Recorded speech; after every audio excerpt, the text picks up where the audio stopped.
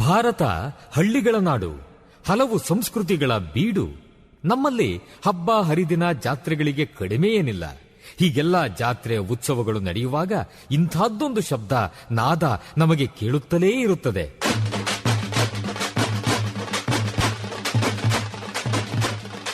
ಒಮ್ಮೊಮ್ಮೆ ಹೊಸ ಉತ್ಸಾಹ ಬಡಿದೆಬ್ಬಿಸುವ ನಾದ ವೈಭವ. ಇದು ತಮಟೆಯ ಸದ್ದು, ಡೊಳ್ಳಿನ ಸದ್ದು.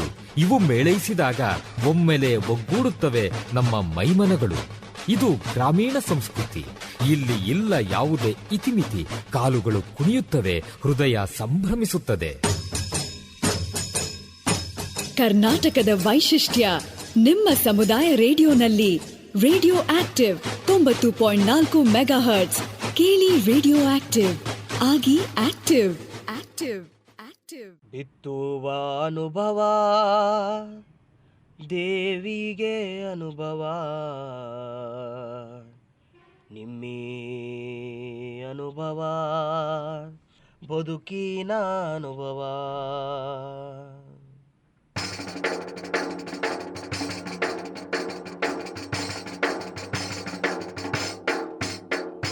ಬಿತ್ತುವ ಅನುಭವ ದೇವಿಗೆ ಅನುಭವ, ಅನುಭವ ಬದುಕಿನ ಅನುಭವ.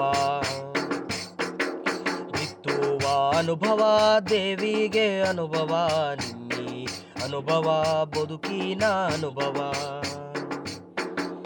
ವಯೋಸಹಜ ಮುಪ್ಪಿಗೊಂದು ಸವೆಸ ಬಂದ ಹಾದಿಯ ನೆನಪಿಗೊಂದು ದೇಹವೆಂಬ ನರನಾಡಿ ಎಲುಬುಗಳ ಮತ್ತಕ್ಕೊಂದು ಎದೆಯ ಒಳಗೆ ಅರಿವಿಗೊಂದು ಜೀವ ನೀಡುವ ಚೈತನ್ಯ ಜ್ಞಾನ ವಿಜ್ಞಾನದ ಬೆಳಕು. ಬಿತ್ತುವ ಅನುಭವ ದೇವಿಗೆ ಅನುಭವ, ನಿಮ್ಮಿ ಅನುಭವ ದೇವಿಗೆ ಅನುಭವ. ನಿಮ್ಮಂತ ರಂಗದ ಕದ ತೆಗೆದು ಬನ್ನಿ, ಮುಪ್ಪಿನ ಬದುಕಿಗೆ ಚೈತನ್ಯ ತುಂಬುವ. ಮುಪ್ಪಿನ ಆರೋಗ್ಯ ಆರೈಕೆ ವಿಜ್ಞಾನ ದೇವಿಗೆ ಅನುಭವ, ನಿಮ್ಮಿ ಅನುಭವ. ಬಿತ್ತುವ ಅನುಭವ ದೇವಿಗೆ ಅನುಭವ, ನಿಮ್ಮಿ ಅನುಭವ ಬದುಕಿನ ಅನುಭವ. ನಿಮ್ಮಿ ಅನುಭವ ಬದುಕಿನ ಅನುಭವ, ನಿಮ್ಮಿ ಅನುಭವ ಬದುಕಿನ ಅನುಭವ.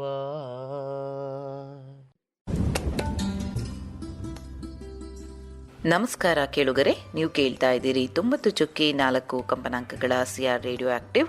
ಇದು ಬೆಂಗಳೂರಿನ ಮೊಟ್ಟಮೊದಲ ಸಮುದಾಯ ಬಾನುಲಿ ಕೇಂದ್ರ, an initiative of the department of media studies, Jain deemed to be university. ಇವತ್ತಿನ ಅನುಭವ ಕಾರ್ಯಕ್ರಮಕ್ಕೆ ತಮ್ಮೆಲ್ಲರಿಗೂ ಆತ್ಮೀಯ ಆಧಾರದ ಸ್ವಾಗತ.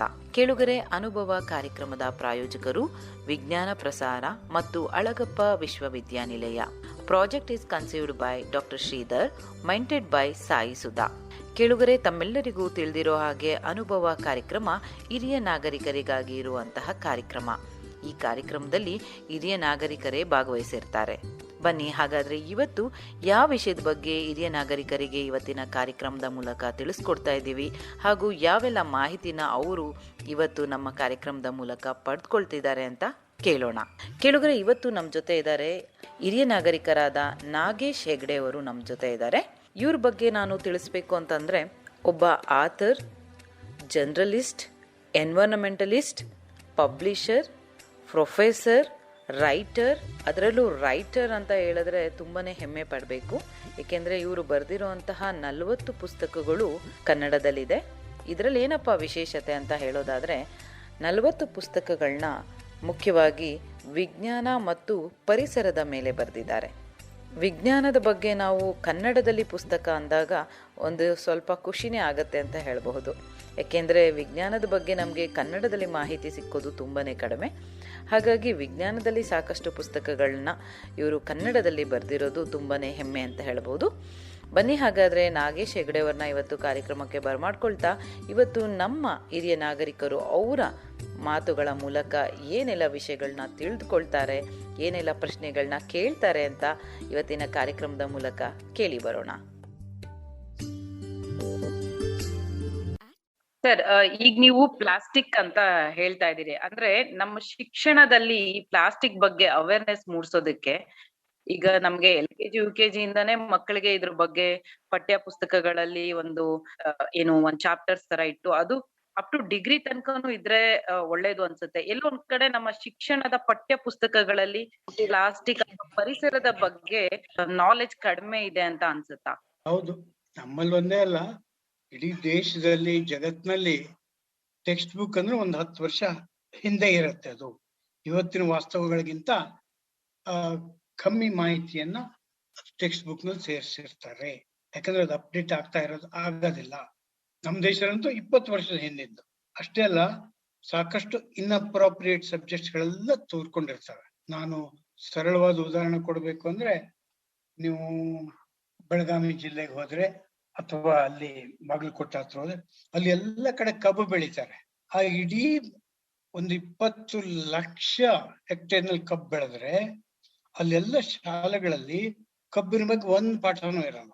ಪಾಪ ಹುಡುಗ ಓದೋನಿದಾನಲ್ಲ, ಅವನು ಪ್ರೈಮರಿ ಸ್ಕೂಲಿಗೆ ಹೋಗ್ಲಿ ಹೈಸ್ಕೂಲಿಗೆ ಹೋಗ್ಲಿ, ಹೋಗಕ್ಕಿಂತ ಮುಂಚೆ ಅವ್ನ್ ಕಬ್ಬಿನ ಗೆಣ್ಣು ಕತ್ತರಿಸಿರ್ತಾನೆ, ಕಬ್ಬಿನ ಗೊಬ್ಬರ ಯಾವ್ದಾವ್ದು ಹಾಕ್ಬೇಕು ಅಂತ ನೋಡಿರ್ತಾನೆ, ಕಬ್ಬಿನ ಹೊಲಕ್ ಹೋಗಿ ಅಲ್ಲಿ ಯಾವ್ಯಾವ ಪೆಸ್ಟಿಸೈಡ್ ಹಾಕ್ಬೇಕು ಅದೆಲ್ಲ ಮಾಡಿ ಬಂದಿರ್ತಾನೆ. ಆದ್ರೆ ಅವನಿಗೆ ಟೆಕ್ಸ್ಟ್ ಬುಕ್ ನ ಅದ್ರ ಬಗ್ಗೆ ಏನು ಮಾಹಿತಿ ಇರಲ್ಲ. ಅವನ ಬದುಕೇ ಬೇರೆ ಇರುತ್ತೆ, ಅವನ ಟೆಕ್ಸ್ಟ್ ಬುಕ್ಕೇ ಬೇರೆ ಇರುತ್ತೆ. ಈ ಪ್ಲಾಸ್ಟಿಕ್ ವಿಷಯನೂ ಅಷ್ಟೇನೆ, ಇದನ್ನ ಹೇಗೆ ಜನಕ್ಕೆ ತಿಳಿಸ್ಬೇಕು ಅನ್ನೋದ್ರ ಬಗ್ಗೆ ನಾವು ಸಾಕಷ್ಟು ಪ್ರಯತ್ನ ಮಾಡಿ DSCRTಗೆಲ್ಲ ಹೋಗಿ ಶಿಕ್ಷಣ ಸಚಿವೆಯನ್ನ, ಸೆಕ್ರೆಟರಿನ ಭೇಟಿ ಮಾಡಿ ಪ್ರತಿಯೊಂದು ಶಾಲೆಯಲ್ಲೂ ಪ್ಲಾಸ್ಟಿಕ್ ಬಗ್ಗೆ ಒಂದು ಕೈಪಿಡಿ ಇರಬೇಕು ಅಂತ ಮಾಡಿದ್ವಿ. ನಾನೇ ಸ್ವತಃ ಒಂದು ಚಿಕ್ಕ ಕೈಪಿಡಿ ತಯಾರು ಮಾಡಿದ್ದೆ.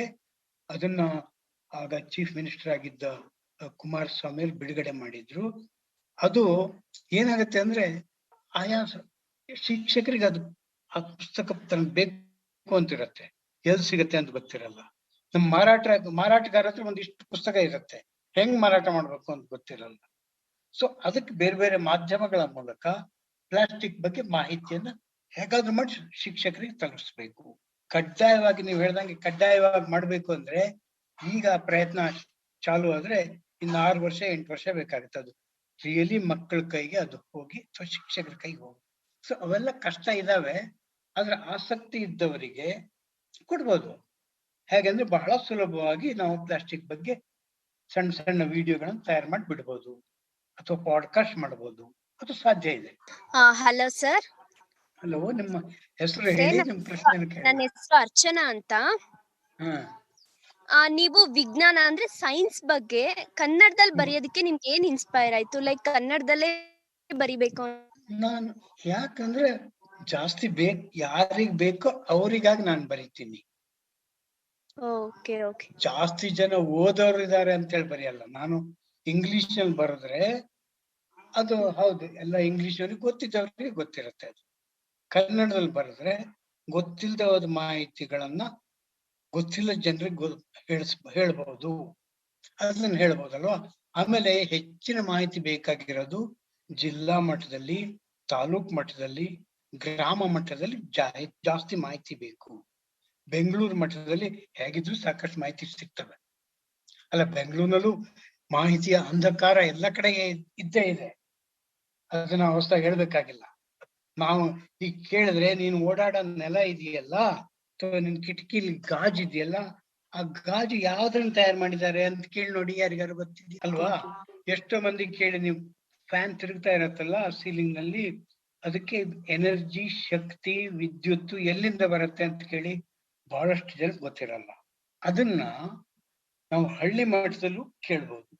ನಾವು ಬೆಂಗಳೂರಿನಲ್ಲಿ ನೀರ್ ಬರ್ತಾ ಇದಿಲ್ಲ, ನಿಮ್ ನಲ್ಲಿ ಗೊತ್ತಾ ನಿಮಗೆ? ಹೇಗ್ ಬರ್ತಾ ಇದೆ ಗೊತ್ತಾ ಅಂತ ಕೇಳ್ಬೋದು. ಕೇಳಿ ನೋಡಿ, ಅದ್ರ ಹಿಂದೆ ತುಂಬಾ ಚಂದದ ಕಥೆ ಇದೆ. ನಾವು ಕಾವೇರಿ ನದಿಗೆ ಚಿಕ್ಕ ಅಣೆಕಟ್ಟು ಹಾಕಿ ಅರ್ಧಕ್ಕರ್ಧ ಕಾವೇರಿ ನದಿಯನ್ನ ನಾವು ಬೆಂಗಳೂರಿಗೆ ತಿರ್ಸ್ಕೊಂಡ್ ಬಂದಿದ್ವಿ. ಅಲ್ಲಿಂದ ಸುಮಾರು 1,000 ಅಡಿ ಎತ್ತರಕ್ಕೆ ನಾವು 3 ಸಾರಿ ಪಂಪ್ ಮಾಡ್ತೀವಿ. ನದಿಯನ್ನ ಪಂಪ್ ಮಾಡಿ ಮೇಲೆ ಎತ್ತಿ ಎತ್ತಿ ಎತ್ತಿ ಎತ್ತಿ ಬೆಂಗಳೂರಿಗೆ ತರ್ತೀವಿ. ಅದಕ್ಕಿಂತ ಮುಂಚೆ 30 ಕಿಲೋಮೀಟರ್ ಆಚೆ ಅದನ್ನ ಸೆಟ್ಲ್ ಮಾಡಿ, ಅದರಲ್ಲಿರೋ ಮಣ್ಣು ಕಲ್ಮಶ ಇಲ್ದೆ ಹೋದಂಗ್ ಮಾಡಿ, ಫಿಲ್ಟರ್ ಮಾಡಿ, ಅದಕ್ಕೆ ರೋಗಾಣು ನಿರೋಧಕ ಕ್ಲೋರಿನ್ ಪುಡಿಯನ್ನ ಸೇರಿಸಿ ಶುದ್ಧ ನೀರನ್ನಾಗಿ, ಸ್ಫಟಿಕ ನೀರನ್ನಾಗಿ ನಮ್ಮಲ್ಲಿ ಬಳಸ್ತೀವಿ ನಾವು. ಅದು ಏನ್ ಮಾಡ್ತೀವಿ, ಅದನ್ನ ನಾವು ಕಕ್ಕಸ್ಗೆ ಉಪಯೋಗಿಸ್ತೀವಿ, ಬಟ್ಟೆ ತೊಳೆಯಕ್ಕೆ ಉಪಯೋಗಿಸ್ತೀವಿ. ಕುಡಿಯಕ್ ಮಾತ್ರ ನಾವು ಆರು ಹತ್ರ ಹೋಗಿ ತಗೊಂಡ್ಬರ್ತೀವಿ. ನಲ್ಲಿ ಬರೋ ನೀರು ಅತ್ಯಂತ ಶುದ್ಧವಾಗಿದೆ. ಅದು ಎಲ್ಲ ರೀತಿಯಿಂದಲೂ ನಮ್ಮ ದೇಹಕ್ಕೆ ಪೂರಕವಾಗಿರುತ್ತೆ. ಅದರಲ್ಲಿ ನಿಮಗೆ ಬೇಕಾದ ಲವಣಗಳಿರ್ತವೆ. ನೀವು ಆರೋ ಬಾಟಲ್ ತಂದು ನೋಡಿ, ನೀವು ಆರೋ ಯೂನಿಟ್ ತಂದಿದ ನೀರಿನಲ್ಲಿ ತುಂಬಾ ಅದು ಜಳ್ಳು ನೀರು ಅಂತೀವಿ ನಾವು. ಆ ನೀರಲ್ಲಿ ಅಗತ್ಯವಾದ ಖನಿಜ ವಸ್ತುಗಳೇ ಇರಲ್ಲ, ಎಲ್ಲ ತೆಗೆದಾಕಿರ್ತಾರೆ. ನಮ್ಮ ಬದುಕಿಗೆ ಬೇಕಲ್ವಾ, ನಮ್ಮ ಶರೀರಕ್ಕೆ ಕ್ಯಾಲ್ಸಿಯಂ ಬೇಕು, ಮ್ಯಾಗ್ನೀಷಿಯಂ ಬೇಕು, ಸೋಡಿಯಂ ಬೇಕು, ಪೊಟ್ಯಾಷಿಯಂ ಬೇಕು. ಅವೆಲ್ಲ ನೀರಿನಲ್ಲಿ ಕೆಲವು ಪ್ರಮಾಣದಲ್ಲಿ ಇರ್ತವೆ. ಅದನ್ನೆಲ್ಲ ತೆಗೆದು ನೀವು ಆಲ್ಮೋಸ್ಟ್ ಡಿಸ್ಟಿಲ್ಡ್ ವಾಟರ್ ತರ ಕುಡಿದ್ರೆ ಮಕ್ಕಳಿಗೆ ಕೆಲವು ಬಗೆಯ ಪೋಷಕಾಂಶಗಳ ಕೊರತೆ ಆಗುತ್ತೆ. ಅಫ್ಕೋರ್ಸ್ ಅವರು ಊಟ ಮಾಡ್ಬೇಕಾದ್ರೆ, ತಿಂಡಿ ತಿನ್ಬೇಕಾದ್ರೆ ಆಹಾರ ಧಾನ್ಯದಲ್ಲಿ ಅಥವಾ ಗಡ್ಡೆ ಗೆಣಸಲ್ಲಿ, ಹಣ್ಣಿನಲ್ಲಿ ಅವೆಲ್ಲ ಪೋಷಕಾಂಶಗಳು ಬರ್ತವೆ. ಆದ್ರೆ ನೀವು ಮಗುವನ್ನು ಶಾಲೆಗೆ ಕಳಿಸ್ಬೇಕಾದ್ರೆ ಅವರಿಗೆ ಆಲ್ಮೋಸ್ಟ್ ಡಿಸ್ಟಿಲ್ಡ್ ವಾಟರ್ ಕೊಡ್ತೀವಿ. ತಪ್ಪಲ್ವಾ? ಅವ್ರಿಗೆ ಅದನ್ನೆಲ್ಲ ಅದನ್ನ ಹೇಳ್ಬೇಕು. ಹಂಗೆ ಹೇಳ್ಬೇಕು ಅಂದ್ರೆ ಅವರ ಮಾತೃಭಾಷೆಯಲ್ಲಿ ಹೇಳ್ಬೇಕು. ನಾವು ಅದನ್ನ ಅಮ್ಮನಿಗೆ ಗೊತ್ತಾಗ್ಬೇಕು. ಅಮ್ಮನಿಗೆ ಗೊತ್ತಾದ್ರೆ ಮಗುವಿನ ಕ್ಷೇಮ ಚಿಂತನೆ, ಕಾಳಜಿ ಅವ್ರಿಗೆ ಜಾಸ್ತಿ ಇರುತ್ತೆ. ಅಮ್ಮನಿಗೆ ಬೇಕಾದ್ರೆ ನೀವು ಇಂಗ್ಲಿಷ್ ನಲ್ಲಿ ಹೇಳಿದ್ರೆ ಆಗಲ್ಲ, ಕನ್ನಡದಲ್ಲಿ ಹೇಳ್ಬೇಕು, ಅಥವಾ ತಮಿಳ್ನಲ್ಲೋ ತೆಲುಗಿನಲ್ಲೋ ಅವ್ರವ್ರ ಮಾತೃಭಾಷೆಯಲ್ಲಿ ಹೇಳ್ಬೇಕು. ನಾನು ಕರ್ನಾಟಕದವನಾಗಿರೋದ್ರಿಂದ ನಾನು ಕನ್ನಡದಲ್ಲಿ ಹೇಳ್ತೀನಿ. ಅದು ಶಾಲೆಯ ಶಿಕ್ಷಕರಿಗೆ, ವಿದ್ಯಾರ್ಥಿಗಳಿಗೆ, ಆಮೇಲೆ ಆ ಮೂಲಕ ಮಕ್ಕಳಿಗೆ, ಅಮ್ಮಂಗೆ ಅಪ್ಪಂಗೆ ಹೋಗಿ ಮುಟ್ಟುತ್ತೆ. ಅದಕ್ಕೆ ನಾನು ಕನ್ನಡದಲ್ಲಿ ಬರೆಯೋದು. ಸರ್ ನಮಸ್ತೆ. ನಮಸ್ತೆ. ನಮ್ಮ ಹೆಸರು ರಾಧಾ ಅಂತ. ಅವಾಗ್ಲೇ ನಾನು ನಿಮ್ಗೆ ಒಂದು ಪ್ರಶ್ನೆ ಕೇಳಿದೆ, ಈಗ ಮತ್ತೆ 2ನೇ ಪ್ರಶ್ನೆ ಕೇಳ್ತಾ ಇದ್ದೀನಿ. ನೀವು ಪರಿಚಯ ಮಾಡ್ಕೋಬೇಕಾದ್ರೆ ಹೇಳಿದ್ರಿ ಗ್ರಾಮೀಣ ವರದಿದಾರರಾಗಿ ನಿಮ್ಮ ಪಯಣ ಯಾವಾಗ, ಹೇಗೆ ಪ್ರಾರಂಭ ಆಯ್ತು ಅಂತ ಸ್ವಲ್ಪ ಹಿನ್ನೆಲೆ ತಿಳಿಸ್ಕೊಡ್ತೀರಾ ಸರ್? ನಾನು ಹಳ್ಳಿ ಹೈಸ್ಕೂಲ್ ಇಂದಾನೆ ಬಂದವನು. ಹಳ್ಳಿಲು ಹೈಸ್ಕೂಲ್ ನಲ್ಲಿ ನಮಗೆ ಪ್ರಬಂಧ ಬರೆಯಕ್ಕೆ, ನಿಬಂಧ ಬರೆಯಕ್ಕೆ ಹೇಳ್ತಾ ಇದ್ರು. ಆಗ್ಲೇನು ನಾನು ಹಳ್ಳಿ ಬಗ್ಗೆನೆ ಬರೆಯೋದಲ್ವಾ, ಹಳ್ಳಿಯವನು. ಹಾಗಾಗಿ ನನ್ನ ಬರವಣಿಗೆ, ವರದಿಗಾರಿಕೆ ಹಳ್ಳಿಯಿಂದಲೇ ಶುರುವಾಗಿದೆ. ಆಮೇಲೆ ಕ್ರಮೇಣ ನಾನು ದಿಲ್ಲಿಗೆ ಹೋದ್ಮೇಲೆ, ನೈನಿತಾಲಿಗೆ ಹೋದ್ಮೇಲೆ ಅಲ್ಲಿಗೂ ಹಳ್ಳಿಲಿ ಓಡಾಡ್ತಾ ಇದ್ದೆ. ಆಮೇಲೆ ಸಾಕಷ್ಟು ಮಾಹಿತಿ ಬಂದಾಗ ನಾನು ಸುಧಾಕ್ಕೆ ಬರಿತಾ ಇರ್ತಿದ್ದೆ. ಆಗ ಹಳ್ಳಿಯವರ ಪರಿಸ್ಥಿತಿ ಏನಾಗತ್ತೆ, ನೀವು ಸೈಲೆಂಟ್ ವ್ಯಾಲಿ ಅಥವಾ ಕಾಳಿ ನದಿ, ಅಘನಾಶಿನಿ ನದಿಗೆ ಡ್ಯಾಮ್ ಕಟ್ಟಿದರೆ ಯಾರಿಗ್ ಲಾಭ ಆಗತ್ತೆ, ಯಾರಿಗ ನಷ್ಟ ಆಗತ್ತೆ ಅಂತ ಹೇಳಿ ಹಳ್ಳಿಯವರಿಗೆ, ಊರಿನವರಿಗೆ ಹೇಳ್ತಾ ಇದ್ದೆ. ಕೈಗಾ ಅನ್ನುವಲ್ಲಿ ನ್ಯೂಕ್ಲಿಯರ್ ರಿಯಾಕ್ಟರ್ ಬರ್ತಾ ಇದೆ ಅಂತಿದ್ದಾಗ ಯಾರಿಗೂ ಕನ್ನಡದವ್ರಿಗೆ ಗೊತ್ತಿರ್ಲಿಲ್ಲ ನ್ಯೂಕ್ಲಿಯರ್ ರಿಯಾಕ್ಟರ್ ಅಂದ್ರೆ ಏನು. ಪರಮಾಣು ಅಂದ್ರೆ ಅದು ಬಾಂಬ್ ಮಾಡೋದು ಅಂತ ಅಷ್ಟೇ ಗೊತ್ತಿತ್ತು. ಯಾಕಂದ್ರೆ ಕರ್ನಾಟಕದಲ್ಲಿ ನ್ಯೂಕ್ಲಿಯರ್ ರಿಯಾಕ್ಟರ್ ಇರ್ಲಿಲ್ಲ. ಮುಂಬೈಲಿ ತಾರಾಪುರನಲ್ಲಿತ್ತು, ಆಮೇಲೆ ತಮಿಳುನಾಡಿನಲ್ಲಿ ಕುಣಂಕುಳಂ ಅನ್ನುವಲ್ಲಿತ್ತು.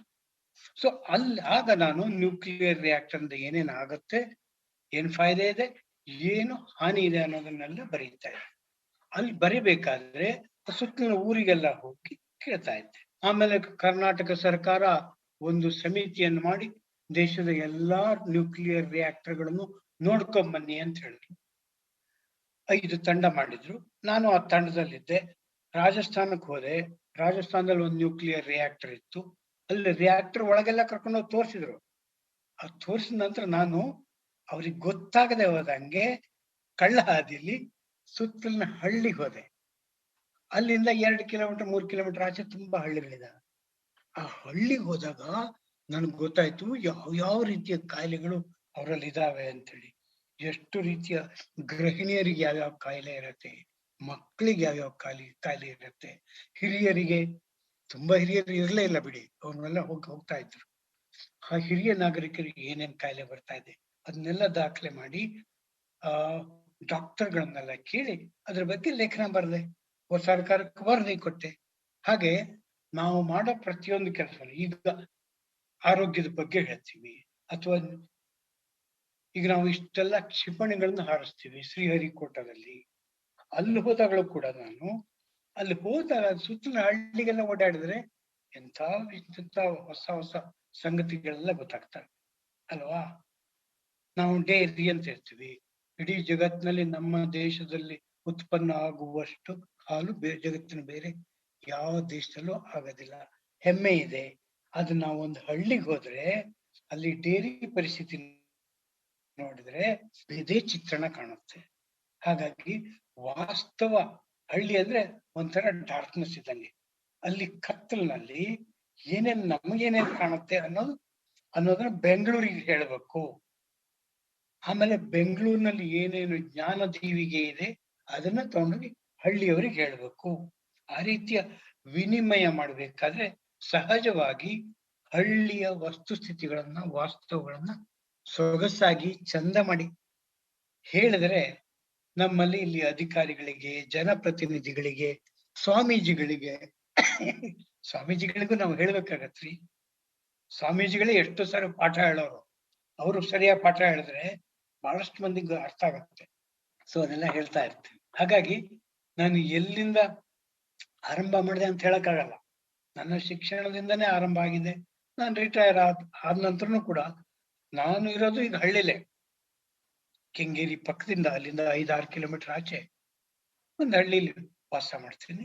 ಅಲ್ಲಿ ಸುತ್ತಲಿನ ಏನೇನಿದೆ, ತಮಾಷೆ ಇದೆ ಅಲ್ಲಿ, ಒಳ್ಳೊಳ್ಳೆ ಅಲ್ಲಿ ಆಢವಾದ ಮೂಢನಂಬಿಕೆ ಇದೆ, ಪ್ರಬುದ್ಧ ಜನ ಇದ್ದಾರೆ, ಬಹಳ ಶಾಣೆ ಜನ, ಬಹಳ ಬುದ್ಧಿವಂತರು ಇದ್ದಾರೆ ಅಲ್ಲಿ.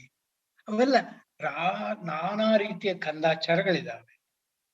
ಬೆಂಗಳೂರಿನ ನೆರಳಲ್ಲಿ ಅಂದ್ರೆ ದೀಪದ ಕೆಳಗಿನ ಕತ್ತಲೆ ಎಷ್ಟು ಗಾಢವಾಗಿದೆ ಅದನ್ನೆಲ್ಲ ಹೇಳಕ್ಕಾಗತ್ತೆ, ಚಂದ ಮಾಡಿ ಹೇಳ್ಬೋದು. ಸರ್, ನೀವು ಕನ್ನಡದಲ್ಲೇ ಬರ್ದಿರೋದಾ ಸರ್? ಏನಾದ್ರು ಇಂಗ್ಲಿಷ್ ಅಲ್ಲಿ ಏನಾದ್ರು ಬರ್ದಿರೋದು ಸಿಗತ್ತಾ ಸರ್? ಇಲ್ಲ, ಇಂಗ್ಲಿಷ್ ನಲ್ಲಿ ಆರಂಭದಲ್ಲಿ ಬರೀತಾ ಇದ್ದೆ, ಹಿಂದೂಸ್ತಾನ್ ಟೈಮ್ಸ್ಗೆ, ಬೇರೆ ಬೇರೆ. ಈಗಲೂ ಅಪರೂಪಕ್ಕೆ ಡೆಕ್ಕನ್ ಎಲ್ಲರೂ ಕೇಳಿದ್ರೆ ಬರೀತೀನಿ. ಅದು ನಾನು ಹೆಚ್ಚಿಗೆ ಬರೆದದ್ದೆಲ್ಲ ಕನ್ನಡದಲ್ಲೇನೆ. ಸರ್, ನಿಮ್ಮ ಬಾಲ್ಯದ ದಿನಗಳನ್ನ ಮೆಲುಕು ಹಾಕೋದಾದ್ರೆ ನಿಮ್ಮ ಹಳ್ಳಿಯಿಂದ ನೀವು ಮೊದಲನೇ ಅವರು ಹೈಸ್ಕೂಲ್ ಹೋಗಿದ್ದವರು, ಒಂದು ಎಕ್ಸ್ಪೀರಿಯನ್ಸ್ ನಿಮ್ಗೆ ಹೇಗೆ ಅನಿಸ್ತು ನಿಮ್ಮ ಬಾಲ್ಯದ ದಿನಗಳು? ನಮ್ಮ ಹಳ್ಳಿ ಅಂದ್ರೆ ಹೆಂಗೆ ಗೊತ್ತಾ, ಅಲ್ಲಿ ನಾನು ಚಿಕ್ಕವನಿದ್ದಾಗ ಹೆಲಿಕಾಪ್ಟರ್ ಅಂತ ಬರ್ತಾ ಇತ್ತು ಅಂತ ಕೇಳ್ತಾ ಇದ್ದೆ. ನಾನು ದೊಡ್ಡವನಾಗಿ ಹೆಲಿಕಾಪ್ಟರ್ ತರಬೇಕು ನಮ್ಮ ಊರಿಗೆ ಅಂತ. ಆದ್ರೆ ನಮ್ಮ ಊರು, ನೀವು ಸುತ್ತ 3 ಕಿಲೋಮೀಟರ್ ಹೋದ್ರೆ ಹೆಲಿಕಾಪ್ಟರ್ ಇಳಿಯಕ್ ಜಾಗನೇ ಇಲ್ಲ ಅಂತ. ಅದು ಎಷ್ಟು ಗುಡ್ಡ ಕಣಿವೆ, ಪ್ರಪಾತ, ಗುಡ್ಡ ಕಣಿವೆ, ಅಷ್ಟೇ. ಸಪಾಟಾದ ಜಾಗ ನಮ್ಗೆ ಕಬಡ್ಡಿ ಆಡಕ್ಕೂ ಬೇಕಾದಷ್ಟು ಸಪಾಟಾದ ಜಾಗ ಅಲ್ಲ, ಅಂತ ಅದ್ಭುತವಾದ ನಿಸರ್ಗ ಅಲ್ಲಿ. ನಮ್ಮ ಮನೆಯಿಂದ ಇಳಿಬೇಕಾದ್ರೆ, ನಮ್ಮ ಮನೆ ಎದುರಿಗೆ ಹೋಗ್ಬೇಕಾದ್ರೆ ಕನಿಷ್ಠ ನಾನು 30 ಅಡಿ 40 ಅಡಿ ಕೆಳಗೆ ಇಳಿಬೇಕು. ನಮ್ಮನೆ ಹಿಂಬದಿ ಇರುವಂತ ದೇವಸ್ಥಾನಕ್ಕೆ ಹೋಗ್ಬೇಕಾದ್ರೆ ನಾನು 150 ಅಡಿ ಮೇಲೆ ಹತ್ಬೇಕು ಅಂತ ತುಂಬಾ ಸೊಗಸಾದ, ಭೀಭತ್ಸ, ರಮ್ಯವಾದ ಹಳ್ಳಿ ನಾನಿದ್ದೆ. ಹಾಗಾಗಿ ನನಗೆ ನಿಸರ್ಗ ಇಷ್ಟೆಲ್ಲ ಅದ್ಭುತ ಅಂತ ಗೊತ್ತಿರ್ಲಿಲ್ಲ. ಅದ ನಾನು ಯಾವಾಗ IIT ಹೋಗ್ಬೇಕು ಅಂತ ಹೇಳಿ ಹುಬ್ಬಳ್ಳಿಯಿಂದ ಟ್ರೈನ್ ಹೊರಟ್ನಲ್ಲ, ಅಲ್ಲಿ ನೋಡಿದ್ರೆ ಒಂದು ಇಡೀ ದಿನ ನಾನು ಟ್ರೈನಲ್ಲಿ ಹೋಗ್ತಾ ಇದ್ದೆ ವಿಶಾಖಪಟ್ಟಣದವರೆಗೂ. ಎಲ್ಲೂ ಪ್ರಪಾತನೂ ಇಲ್ಲ, ಗುಡ್ಡನೂ ಇಲ್ಲ, ಸಪಾಟ್ ನೆಲ, ಅರಣ್ಯ ಅಂತೂ ಇಲ್ಲವೇ ಇಲ್ಲ.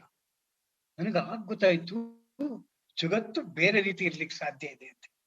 ನನ್ನ ದೃಷ್ಟಿಲಿ ಏನೋ ಚಿಕ್ಕವನಿದ್ದಾಗ ಎಲ್ಲಿ ನೋಡಿದ್ರು ನಿಮ್ಗೆ ಪಕ್ಷಿಗಳು ಕಾಣ್ತವೆ, ಗಿಳಿ ಕಾಣ್ತವೆ, ಕೋಗಿಲೆ ಕಾಣ್ತವೆ. ಬೆಳಗ್ಗೆ ಎದ್ರೆ ನಿಮಗೆ ಅರ್ಸನಕ್ಕಿ ಕೂಗತ್ತೆ, ಎಲ್ಲರೂ ಅಲ್ಲಲ್ಲಿ ಹಾವು ಸಿಗತ್ತೆ, ಅಲ್ಲಲ್ಲಿ ರಾತ್ರಿ ಹೊತ್ತು ಕಬ್ಬೇಕು ಅಂತ ಜುಮ್ ಅಂತ ಆರೋದು ಬಾವಿಗಳಿರ್ತವೆ.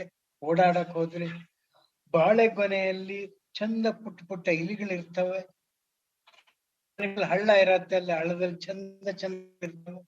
ಹಾಗೆ ಅಂದ್ಕೊಂಡಿದ್ದೆ, ಜಗತ್ ಹಾಗಿಲ್ಲ. ಆಗ ನನಗೆ ಗೊತ್ತಾಯ್ತು, ನಾನು ಬದುಕಿ ಬೆಳೆದ ಜಾಗ, ನನ್ನ ಬಾಲ್ಯದ ಜಾಗ ಎಷ್ಟು ಸಮೃದ್ಧ, ಎಷ್ಟು ಅಪರೂಪ ಅನ್ನೋದು ಗೊತ್ತಾಯ್ತು. ಅಲ್ಲಿದ್ದವ್ರಿಗೆ ಗೊತ್ತಿರಲ್ಲ ಇದು. ಅಥವಾ ನೀವು ಬುಲಂದ್ಶಹರಕ್ಕೋ ಅಥವಾ ನೀವು ಕಲಬುರ್ಗಿಗೂ ಹೋದ್ರು ಅವ್ರಿಗೂ ಗೊತ್ತಿರಲ್ಲ ಜಗತ್ತಿಗೆ ಬೇರೆ ರೀತಿ ಇರಕ್ ಸಾಧ್ಯ ಇದೆ ಅಂತ. ಯಾರು ಈ ಜಗತ್ತನ್ನು ನೋಡಿರ್ತಾರೋ ಆ ಜಗತ್ತನ್ನು ಅವರಿಗೆ ಸಹಜವಾಗಿ ಅನುಭವಗಳ ಸಮೃದ್ಧಿ ಇರುತ್ತದೆ. ನನ್ನ ಅದೃಷ್ಟ ಚೆನ್ನಾಗಿತ್ತು. ನಾನು ಓದ್ಬೇಕಾದ್ರೆ ಭೂವಿಜ್ಞಾನವನ್ನೇ ಆಯ್ಕೆ ಮಾಡ್ಕೊಂಡೆ. ಹಾಗಾಗಿ ಖರಗ್ಪುರ IIT ಹೋದಾಗ ಅಲ್ಲಿಂದ ನಮಗೆ ಟ್ರೈನಿಂಗಿಗೆ ಅಂತೇಳಿ ಅತ್ಯಂತ ಆಳವಾದ ಗಣಿ ಕಳಿಸ್ತಿದ್ರು, ಅತ್ಯಂತ ಎತ್ತರದ ಅದುರಿನ ಬೆಟ್ಟಕ್ಕೆ ಕಳಿಸ್ತಿದ್ರು, ಅತ್ಯಂತ ಹೋಗ್ತಿದ್ವಿ. ಆಮೇಲೆ ನಾನು MPhil ಮಾಡ್ಬೇಕಾದ್ರೆ ಹಡಗಿನಲ್ಲಿ ಅಥವಾ ದೋಣಿಯಲ್ಲಿ ದೂರದವರೆಗೆ ಹೋಗ್ತಾ ಇದ್ದೆ ನಾನು ಚಿಲ್ಕಾ ಸರೋವರದಲ್ಲಿ. ಹಾಗಾಗಿ ಕಡಲಿನ ಆಳದಲ್ಲಿ ಏನೇನ್ ಇರ್ತವೆ, ಭೂಗರ್ಭದಲ್ಲಿ ಏನೇನ್ ಇರ್ತವೆ, ಆಕಾಶದಲ್ಲಿ ಏನೇನ್ ಇರ್ತವೆ, ಹಿಮಾಲಯದ ತುದಿಯಲ್ಲಿ ಏನೇನಿರುತ್ತೆ, ಅದೆಲ್ಲ ಅಂದ್ರೆ ಅಷ್ಟು ಸಮೃದ್ಧ ಅನುಭವಗಳಾದರೆ ಅದನ್ನ ಅಷ್ಟೇ ಸೊಗಸಾಗಿ ರಂಜನೀಯವಾಗಿ ಹೇಳುವಂತ ಕಲೆಯನ್ನ ನೀವು ಸಿದ್ಧಿಸಿಕೊಂಡ್ರೆ you can become a very good teacher or very good writer. ಅನುಭವಗಳನ್ನ ಸೊಗಸಾದ ಮಾತುಗಳನ್ನ ಹೇಳುವಷ್ಟು ಇರಬೇಕು. ನಾನು ಚಿಕ್ಕಂದಿನಿದ್ದಾಗ ಅಂಥ ಕುಗ್ರಾಮದಲ್ಲಿ ಇದ್ದೀನಿ ಅಂತ ಹೇಳಿದ್ನಲ್ಲ, ಆದ್ರೆ ಅಲ್ಲಿ ಲೈಬ್ರರಿ ಇತ್ತು, ಚಿಕ್ಕ ಲೈಬ್ರರಿ, 150 ಪುಸ್ತಕನೂ ಇತ್ತು. ಆದ್ರೆ ಅಲ್ಲಿಗೆ ಚಂದಮಾಮ ಬರ್ತಾ ಇತ್ತು. ಅಪರೂಪದಲ್ಲಿ ನನಗೆ N ನರಸಿಂಹಯ್ಯ ಅಂತ ಡಿಟೆಕ್ಟಿವ್ ಕಾದಂಬರಿ ಬರೆಯೋರು ಎಷ್ಟು ಚೆನ್ನಾಗಿ ಬರೀತಿದ್ರು ಗೊತ್ತಾ. ಇವತ್ತು ನೀವು ಹಿರಿಯರನ್ನ ಕೇಳಿ ನೀವು ಯಾವ ಪುಸ್ತಕದಿಂದ ನಿಮ್ಮ ಸಾಹಿತ್ಯದ ಓದನ್ನ ಆರಂಭ ಮಾಡಿದ್ರಿ ಅಂದ್ರೆ ಬಹಳಷ್ಟು ಜನ N ನರಸಿಂಹಯ್ಯನವರ ಕಾದಂಬರಿ ಓದೇ ದೊಡ್ಡ ಕನ್ನಡ ಸಾಹಿತ್ಯ ಲೋಕಕ್ಕೆ ಬಂದ್ವಿ ಅಂತ. ಆಗ ಅಷ್ಟೇ ರೋಚಕವಾಗಿ ಬರೀಲಿಕ್ಕೆ ತರಾಸು ಅಂತಿದ್ರು, ಅನಕೃಷ್ಣರಾಯರು ಅಂತಿದ್ರು, ಅವರೆಲ್ಲ ಬಸವರಾಜ ಕಟ್ಟಿಮನಿ ಅಂತಿದ್ರು. ಅವ್ರದ್ದೆಲ್ಲ ಓದ್ಕೊಂಡು ಆ ರೋಚಕತೆ ಅಂದ್ರೆ ನಾವು ಗ್ರಾಮದಲ್ಲಿದ್ದಾಗ ಅವರು ಅನಕೃಷ್ಣರಾಯರು ಬರೆಯೋದೆಲ್ಲ ಬೆಂಗಳೂರಿನ ಬಗ್ಗೆನೆ ಬರೆಯೋದು. ನನಗಾಗ ಬೆಂಗಳೂರು ಅನ್ನೋದೊಂದು ಸ್ವರ್ಗ ಅಂತ ಅನಿಸ್ತಾ ಇತ್ತು. ಇಲ್ಲಿಯ ಸಮಾಜದ ಬಗ್ಗೆ ತಿಳ್ಕೋಬೇಕು. ಸೊ ಅದೆಲ್ಲ. ಆಮೇಲೆ ಚಂದಮಾಮ ಹೆಚ್ಚಾಗಿ ಪೌರಾಣಿಕ ಕಥೆಗಳನ್ನ, ಜಾನಪದ ಕಥೆಗಳನ್ನ ತುಂಬಾ ರಮ್ಯವಾಗಿ ಹೇಳ್ತಾ ಇತ್ತು. ಚಿತ್ರಗಳ ಸಮೇತ, ವರ್ಣಚಿತ್ರಗಳ ಸಮೇತ ಚಿತ್ರ ಬರೀತಿದ್ದೆ, ಚಂದ ಚಿತ್ರ ಬರೀತಿದ್ದೆ ನಾನು. ಆಮೇಲೆ ಅಲ್ಲಿ ಯಕ್ಷಗಾನ ಇತ್ತು ನಮ್ಮೂರಲ್ಲಿ. ತಾಳಮದ್ದಲೆ ಅಂತ ನಿಮ್ಮಲ್ಲಿ ಕೆಲವರು ಕೇಳಿರ್ಬೋದು. ಅದು ಈಗ ನಾವು ಹೇಗೆ ಚಿತ್ರ ಇಲ್ದೇನೆ ನಾವು ಕೇವಲ ಮಾತಿನ ಮೂಲಕ ಪಾಡ್ಕಾಸ್ಟ್ ಮಾಡ್ತೀವಲ್ಲ, ಹಾಗೇನೆ ಯಕ್ಷಗಾನನೇ ಅದು. ಆದ್ರೆ ವೇಷ ಇರಲ್ಲ, ಭೂಷಣ ಇರಲ್ಲ, ಕುಣಿತ ಇರಲ್ಲ, ಕೂತ್ಕೊಂಡು ಬೈಠಕ್ ಮಾಡ್ಕೊಂಡು ಇಮ್ಯಾಜಿನರಿಯಲ್ಲಿ ದುರ್ಯೋಧನ ಬರ್ತಾನೆ, ಭೀಮ ಬರ್ತಾನೆ ಅಂದ್ರೆ ಕೂತ್ಕೊಂಡೇ ಇರ್ತಾನೆ, ಆದ್ರೆ ಅವನು ಎಲ್ಲೆಲ್ಲೋ ಭೀಮ ಅಂತೇಳಿ ಎತ್ತಿ ಕೂಗ್ತಾನೆ. ಆಮೇಲೆ ಅವನಿಗೆ ಕೇಳ್ತಾನೆ ತನಗೇನೇನು ಇನ್ಸಲ್ಟ್ ಆಯ್ತು ಅಂತ ಹೇಳಿ. ಧರ್ಮರಾಜನನ್ನ ದುರ್ಯೋಧನ ನೀರಿನಿಂದ ಬಾ ಮೇಲೆ ಅಂತೇಳಿ ಎದ್ದು ಬಾ ಅಂತ ಹೇಳಿ ಹಂಗಿಸ್ತಾನೆ. ಅದೆಲ್ಲ ಒಂದು ಬೈಠಕ್ನಲ್ಲಿ, ಒಂದು ವೇದಿಕೆಯಲ್ಲಿ ಕೂತ್ಕೊಂಡು, ಅಲ್ಲಿ ಚಂಡೆ ಇರುತ್ತೆ, ಮೃದಂಗ ಇರುತ್ತೆ, ತಾಳ ಇರುತ್ತೆ, ಭಾಗವತ ಇರುತ್ತೆ, ಅದೆಲ್ಲ ಅಂತ ಒಂದು ಅದ್ಭುತವಾದ ಸೊಗಸಿನ ಇಮ್ಯಾಜಿನರಿ ಲೋಕವನ್ನ, ಕಾಲ್ಪನಿಕವನ್ನ ಲೋಕ ಸೃಷ್ಟಿಯಾಗತ್ತೆ. ಕಲ್ಪನೆಯನ್ನ ಹೇಗೆ ನಾವು ಸೃಷ್ಟಿ ಮಾಡ್ಕೋಬಹುದು, ಅದರಲ್ಲಿ ರಮ್ಯತೆಯನ್ನ, ನವರಸವನ್ನ, ಅಂದ್ರೆ ನಿಮ್ಗೆ ಗೊತ್ತಲ್ಲ, ಅದ್ಭುತ ರಸ, ಶೃಂಗಾರ ರಸ, ಹಾಸ್ಯ ರಸ, ರೌದ್ರ ರಸ, ಇವೆಲ್ಲ ಇರ್ತಾವಲ್ಲ, ಅಷ್ಟು ರಸಗಳನ್ನ ನಾವು ಮಾತಿನ ಮೂಲಕ ಕಟ್ಕೊಡೋದು ಹೇಗೆ, ಕ್ರಮೇಣ ಅಕ್ಷರದ ಮೂಲಕ ಕಟ್ಕೊಡೋದು ಹೇಗೆ, ಅದನ್ನ ನಾನು ಬಾಲ್ಯದಲ್ಲಿ, ಹೈಸ್ಕೂಲ್ನಲ್ಲಿ, ತುಸುಮಟ್ಟಿ ಕಾಲೇಜ್ನಲ್ಲಿ ಅದನ್ನೆಲ್ಲ ಪ್ರಾಕ್ಟೀಸ್ ಮಾಡ್ತಾ ಇದ್ದೆ. ಹಾಗಾಗಿ ನನಗೆ ಆ ರಮ್ಯತೆ ಎಲ್ಲ ಸಹಜವಾಗಿ ಬಂದದ್ದು. ಸರ್, ಈಗ ನೀವು ಹೇಳ್ತಾ ಇದ್ರಿ ಈ ಒಂದು ಬರವಣಿಗೆ ಬಗ್ಗೆ, ಇದ್ರ ಬಗ್ಗೆ ಆಸ್ ಎ ರೈಟರ್ ಆಗಿ ಇವತ್ ನಾವು ಕೇಳಬಹುದು, ಮಕ್ಕಳನ್ನ ಕೇಳಲಿ ಅಥವಾ ಅಡಲ್ಟ್ ಯಾರನ್ನಾದ್ರೂ ಕೇಳಿದ್ರೆ, ಅಯ್ಯೋ ಮಾಹಿತಿ ಇವತ್ತು ಫೋನ್ ಅಲ್ಲೇ ಇದೆ, ನಮ್ಗೆ ಏನ್ ಬೇಕು ಫೋನ್ ಅಲ್ಲಿ ಟೈಪ್ ಮಾಡಿದ್ರೆ ನಮ್ಗೆ ಸಿಗುತ್ತೆ. ಹಾಗಾಗಿ ಈ ಓದೋ ಅಭ್ಯಾಸ ಏನಕ್ಕೆ, ಪುಸ್ತಕಗಳು ಇಟ್ಕೊಂಡು ಓದೋದು, ಅದನ್ನ ತಲೆಯಲ್ಲಿ ಇಟ್ಕೊಳೋದು ಯಾಕೆ ಅಂದ್ರೆ ಎಲ್ಲೋ ಒಂದ್ ಕಡೆ ಓದುವಂತಹ ಹವ್ಯಾಸ ಕಡಿಮೆ ಆಗ್ತಾ ಇದೆ ಅಂತ ಅನಿಸ್ತಿದೆ. ಹಾಗಾಗಿ ಆ ತರ ಬುಕ್ ಅಲ್ಲಿ ಓದೋದಕ್ಕೂ ಮತ್ತೆ ಈ ತರ ಫೋನ್ ಅಲ್ಲಿ ಅದ್ರ ಬಗ್ಗೆ ಮಾಹಿತಿ ಪಡ್ಕೊಂಡು ಓದೋದಕ್ಕೂ ಏನ್ ಡಿಫ್ರೆನ್ಸ್ ಅಂತ ಹೇಳ್ಬಹುದು? ನಾನೀಗ ಹೇಳಿದ್ನಲ್ಲ, ಓದಿನಲ್ಲಿ ನಿಮಗೆ ಸಾಕಷ್ಟು ಕಲ್ಪನೆಗೆ ಅವಕಾಶ ಇದೆ. ಚಿತ್ರದಲ್ಲಿ ಹಾಗಿರಲ್ಲ, ಚಿತ್ರ ಫಿಕ್ಸ್. ಈಗ ನಾನು ಒಂದು ಉದಾಹರಣೆ ಹೇಳ್ತೀನಿ. ಹನುಮಂತ ಲಂಕೆಗೆ ಹಾರ್ದ, ಅದನ್ನ ನೀವು ಪಿಕ್ಚರ್ ತೋರಿಸ್ಬೋದು, ವಿಡಿಯೋದಲ್ಲಿ ತೋರಿಸ್ಬೋದು. ಆದ್ರೆ ಅದನ್ನ ಬರಿಬೇಕಾದ್ರೆ ಅವನು ಹೇಗೆ ಮೇರು ಪರ್ವತದ ಮೇಲೆ ನಿಂತುಕೊಂಡು ಅವನು ಎಷ್ಟು ಜೋರಾಗಿ ನೆಲ ಒದ್ದು ಮೇಲ್ ಜಿಗದ ಅಂದ್ರೆ ಇಡೀ ಪರ್ವತದ ಎಲ್ಲ ಹೂಗಳು ಚೆಲ್ಲಿ ಚೆಲ್ಲಿ ಚೆಲ್ಲಿ ಸಮುದ್ರ ತುಂಬಾ ಹೂವಿನ ಹಾಸಿಗೆ ಆಯ್ತು ಅಂತ ಹೇಳ್ಬೇಕಾದ್ರೆ, ಆಮೇಲೆ ಆತ ಎಷ್ಟು ಎತ್ತರಕ್ಕೆ ಬೆಳೆದ ಬೆಳೆದ ಬೆಳೆದ ಬೆಳೆದ ಅಂದ್ರೆ ಲಂಕಿಣಿಯನ್ನ ನೋಡಿದ ತಕ್ಷಣ ಅವನು ಚುಯ್ ಅಂತ ತೀರ ಚಿಕ್ಕವನಾಗಿ ಲಂಕಿಣಿಯ ಕೈ ಮೇಲೆ ಕೂತ್ಕೊಂಡ ಅಂತ ಹೇಳೋದನ್ನ ನೀವು ಸ್ಥಿರ ಚಿತ್ರದಲ್ಲಿ ಹೇಳಕ್ ಸಾಧ್ಯ ಇಲ್ಲ. ವಿಡಿಯೋದಲ್ಲಿ ಹೇಳ್ತಾರೆ, ನಾನು ಎಷ್ಟೋ ನೋಡಿದೀನಿ. ಬಕಾಸುರ ಮರ ಎತ್ತದ ಅಂತೇಳಿ ತೋರಿಸ್ತಾರೆ, ಅವನು ಎತ್ತಿದಿಷ್ಟು ಚಿಕ್ಕದು ಅಂತ ಗೊತ್ತಾಗತ್ತೆ. ಬಂಡೆ ಎದ್ದ ಅಂತ ಅದು ಟೊಳ್ಳು ಅಂತ ಗೊತ್ತಿರುತ್ತೆ ನಮ್ಗೆ. ಆ ಕಲ್ಪನೆ, ಅವನು ಒಂದೊಂದು ಸೇತುವೆ ಕಟ್ಟಬೇಕಾದ್ರೆ ಅಂಗದ ಆಗಿರ್ಲಿ, ನೀಲ ಆಗಿರ್ಲಿ, ಅಥವಾ ಹನುಮಂತನೇ ಆಗಿರ್ಲಿ, ಆಂಜನೇಯ, ಅವರೆಲ್ಲ ಒಂದೊಂದು ರೋಮ ರೋಮಕ್ಕೆ ಕೋಟಿ ಕೋಟಿ ಪರ್ವತಗಳನ್ನು ಹೊತ್ಕೊ ಬಂದು ಅಂತ ಹೇಳ್ಬೇಕಾದ್ರೆ ಅದನ್ನ ನಿಮ್ಗೆ ಚಿತ್ರದಲ್ಲಿ ತೋರ್ಸಕ್ ಆಗೋದಿಲ್ಲ. ಅದನ್ನು ಬರೆದಿದ್ದನ್ನು ಓದ್ಬೇಕಾದ್ರೆ ನಿಮ್ಮ ಊಹಾ ಶಕ್ತಿ ಹೆಚ್ಚಿಗೆ ಆಗ್ತಾ ಆಗ್ತಾ ಹೋಗುತ್ತೆ. There you have full freedom to imagine the way that you want ಅಲ್ವಾ? ನಿಮ್ಗಲ್ಲಿ ಫರ್ದರ್ ಇಮ್ಯಾಜಿನೇಷನ್ ಜಾಸ್ತಿ. ಏನು ವಿಡಿಯೋಗ್ರಾಫ್ ಇಮ್ಯಾಜಿನ್ ಮಾಡಿದಾರಲ್ಲ, ಆ ಇಮ್ಯಾಜಿನೇಷನ್ ಅಷ್ಟೇ ನಿಮ್ ತಳಗೆ ಹೋಗತ್ತೆ ಹೊರತು ನಿಮಗೆ ಫ್ರೀಡಮ್ ಆಫ್ ಇಮ್ಯಾಜಿನೇಷನ್ ಇರೋದಿಲ್ಲ. ಅದಕ್ಕೆ ಓದುವ ಅಗತ್ಯ ಇದೆ. ಓದಿನಲ್ಲಿ ನಿಮಗೆ ಸಾಕಷ್ಟು ಕಲ್ಪನೆಗೆ ಬೇಕಾದಷ್ಟು ಆಯಾಮಗಳು ಅಲ್ಲಿ ಸಿಗ್ತವೆ. ಈಗ ಉದಾಹರಣೆ ಬಗ್ಗೆ ನಾವು ಹೇಳೋದೇ ಇಲ್ಲ. ಪರಿಮಳ ಹೇಗಿತ್ತು, ಎಷ್ಟು ಸೊಗಸಾಗಿ ಆ ದೀಪ ಉರಿತಾ ಇತ್ತು ಅಂದ್ರೆ ಅದರಲ್ಲಿ 5 ರಸಗಳು ಹೊಮ್ತಾ ಇದ್ವು. ಪರಿಮಳಗಳು ಒಂದು ರಸ ನಮ್ಮ ಪಂಚೇಂದ್ರಿಯಗಳನ್ನು ತಟ್ತಾ ಇತ್ತು. ಅಂದ್ರೆ ಪಂಚೇಂದ್ರಿಯ ತಟ್ತಾ ಇತ್ತು ಅಂದ್ರೆ ತಕ್ಷಣ ನಮಗೆ ಗೊತ್ತಾಗ್ಬೇಕು, ಅದು ಕಿವಿಗೆ ನಾದ ಹೊಮ್ಮಿಸ್ತಾ ಇತ್ತು. ಆ ಜ್ವಾಲೆ ಕಣ್ಣಿಗೆ ಸೊಗಸಾಗಿ ಕಾಣ್ತಾ ಇತ್ತು, 5 ಬಣ್ಣಗಳ ಕಾಣ್ತಾ ಇತ್ತು. ಮೂಗಿಗೆ ಎಂತೆಂಥ ಪರಿಮಳಗಳನ್ನು ತೋರಿಸ್ತಾ ಇತ್ತು. ಬೆಚ್ಚನ ಗಾಳಿಯನ್ನ ತ್ವಚೆಗೆ ತೋರಿಸ್ತಾ ಇತ್ತು. ನಾಲಗೆಗೆ ಅದೊಂದು ಹೊಸದಾದ ರುಚಿಯನ್ನ ಸೃಷ್ಟಿ ಮಾಡ್ತಾ ಇತ್ತು ಅಂತ ಹೇಳ್ಬೇಕಾದ್ರೆ ಅದ್ಯಾವುದು ನೀವು ಚಿತ್ರದಿಂದಾಗ್ಲಿ ವಿಡಿಯೋದಿಂದಾಗ್ಲಿ ಯಾರೋ ಫೋನ್ ಮಾಡಿ ಹೇಳಿದಾಗ ಆಗೋದಿಲ್ಲ.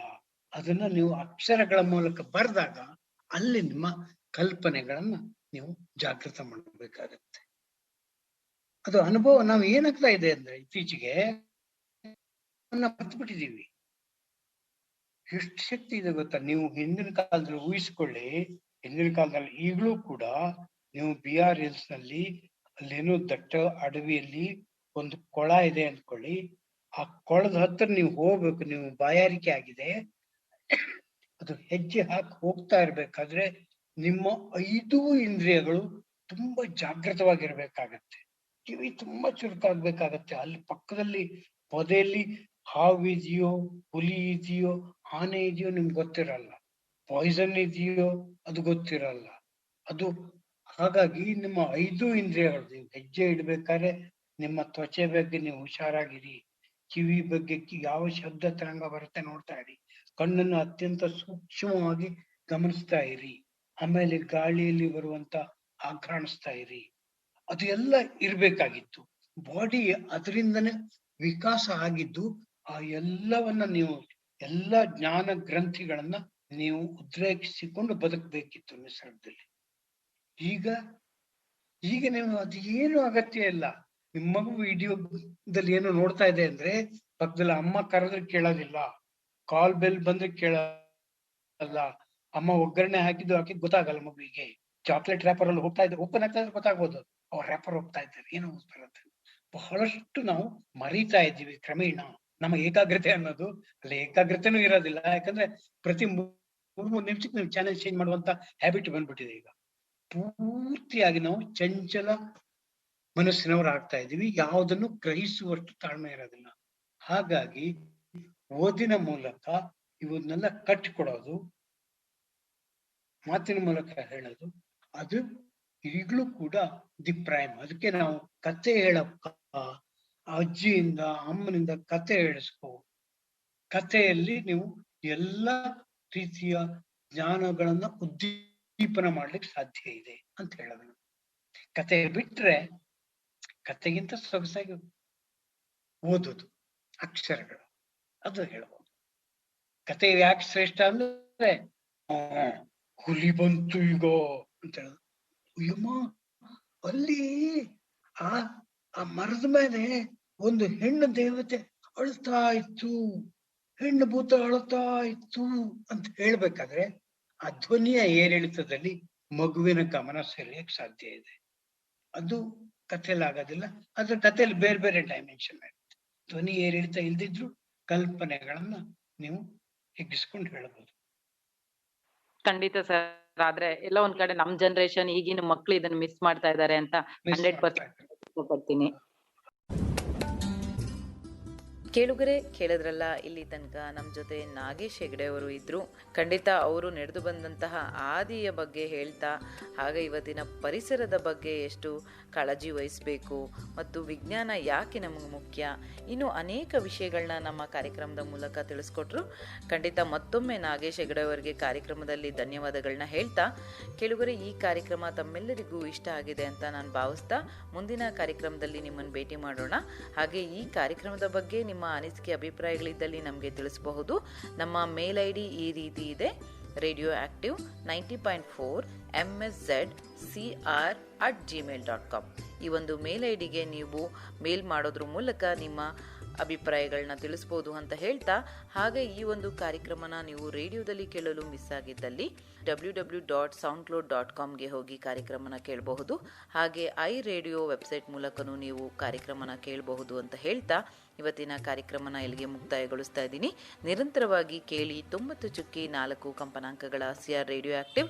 ಇದು ಬೆಂಗಳೂರಿನ ಮೊಟ್ಟಮೊದಲ ಸಮುದಾಯ ಬಾನುಲಿ ಕೇಂದ್ರ. ಧನ್ಯವಾದಗಳು.